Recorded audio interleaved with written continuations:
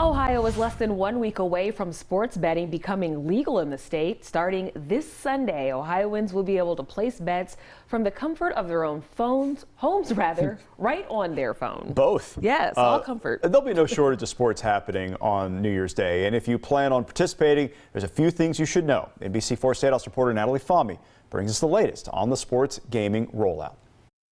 That's right. Last year, the State House passed a bill allowing sports gambling in multiple areas, including online, at casinos, and at some approved bars and restaurants on January 1st.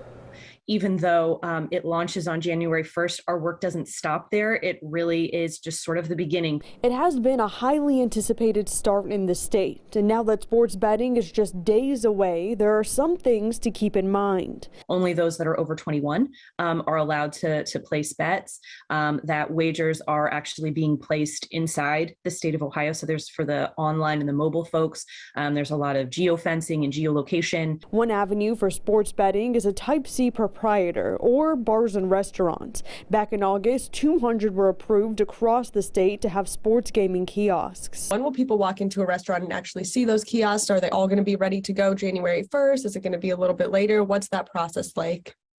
So for that one, Natalie, I will refer you to the Ohio Lottery because they are the entity that actually has regulatory oversight over the kiosks and those kinds of things. So there's agreements that have to be worked out between the host locations and the proprietors. So I don't know. I'm afraid I just don't know how that's all going over there. I reached out to the Ohio Lottery twice about this rollout. Both times they referred me to their website, where it lists 6 approved kiosk vendors and 1 pending approval. But only 2 have hard January 1st launches. One of the vendors won't begin a phased launch until February 1st. Another says phased launch starting prior to March 1st.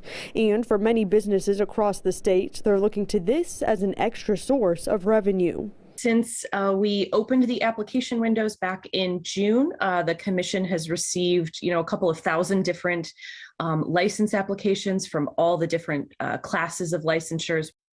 There are several resources for what responsible gaming looks like. For a list of those, you can visit NBC4i.com. Local for you at the State House, I'm Natalie Fahmy, NBC4.